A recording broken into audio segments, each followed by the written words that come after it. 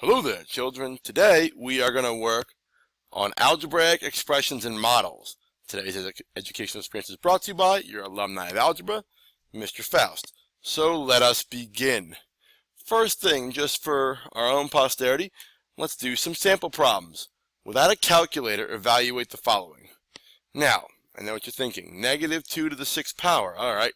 -2 times -2, that's 4. Times another -2, that's -8. Then it goes to a 16, then a 32, and then a negative, or a positive. Oh, well, let's see. Even exponents, remember, yield us positive results, so it's a positive 64. Now, 3 to the 4th, 3 times 3 times 3 times 3, that's 81. Now, -2 to the 6th power. This is different than this. Why? Because the parentheses are around this, which means this 6 exponent also will affect the negative, whereas in this one, the 6 exponent is not affecting that negative. So this is -64. Now I know what you're thinking. Will my calculator take care of this? And the answer is it could. But you need to make sure that if the problem puts something in parentheses, you also must put it in parentheses when using a calculator. This is the danger of a calculator because numbers 1 and number 3 are different. So you do need to make note of that. One's in parentheses, one is not. Moving on.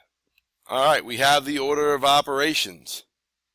First, do the operations that occur within a grouping symbol. This could be, but not limited to, a parenthesis or brackets. You will see both. After the grouping symbols are taken care of, next evaluate the powers. That's your exponent or exponents. Then do multiplication and division from left to right like you're reading a book. All right. And then last, finally, do additions and subtractions from left to right. And this becomes PEMDAS, or please excuse my dear Aunt Sally. Parentheses, exponents, multiplication and division, and then addition, subtraction.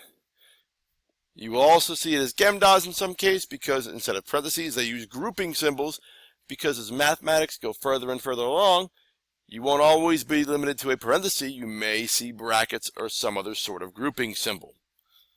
So take that into account. Let's move on here. Now, try this harder problem. So we have this problem here. Now let's take a peek. My order of operations in PEMDAS, parentheses. So I do the work inside the parentheses. Now this is a little parenthesis that has no work to do. So then I attack this work inside my parenthesis. 2 plus a -1. That is going to give me a 1. All right, now the rest of the problem falls down along with it. That's a 4. Now, what do I do after that? Exponents. Parentheses exponents. So 1 to the 4th. 1 times 1 times 1 times 1. Simply just 1. I also have this, 5 squared. 5 squared gives me 25. All right, now after that, I get multiplication division. That's going to yield me to 6 times 1 being 6. And then subtract after that. Done deal. Remember, it's important to do things in the order that they are supposed to be done. Moving on. Now we also could have evaluating the following algebraic expressions. So they give us an expression here, and then they will give us an x value when x equals 2. So what exactly do I do? Well, you'll hear this a lot. You can either hear plug and chug, plug and chug and plug and chug, plug and chug and plug and chug. Solution, like a little train. Quite fun, I might add. Or you simply will hear substitute and solve, the more higher level of thinking of this.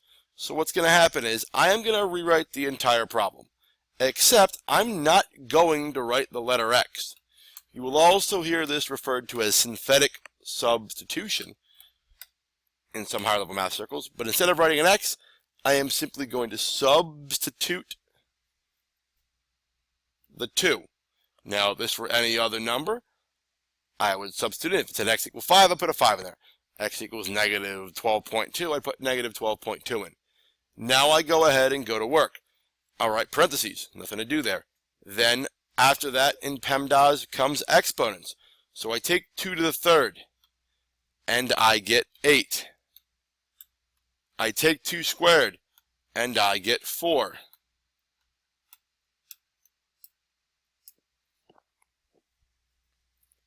Now, this 3 exponent does not go to this front number.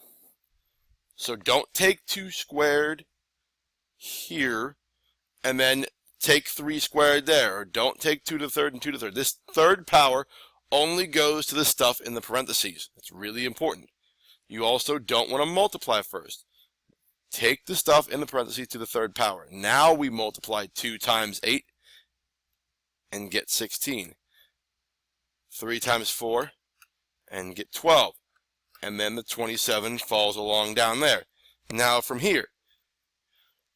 Alright, I've taken care of the multiplication. Now I'm going to go ahead and do my addition. 16 plus 12 plus 27, 55.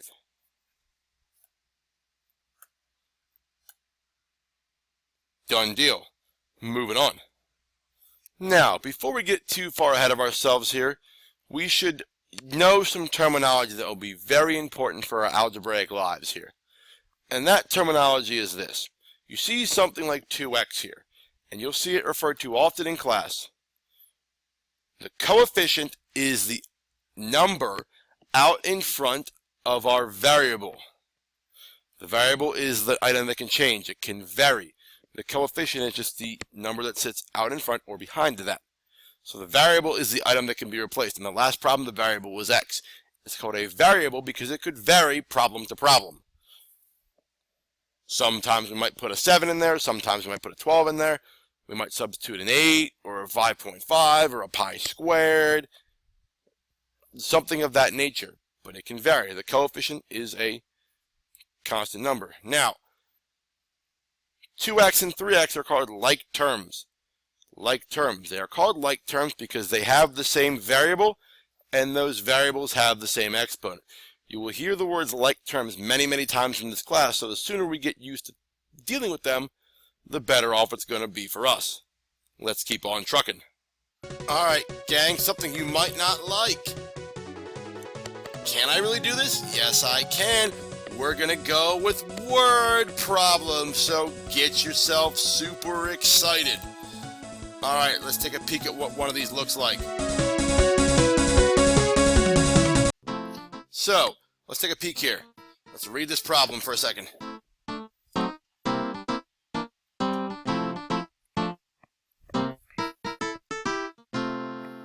Alright, so you want to buy either scented lotion or bath soap for 8 people.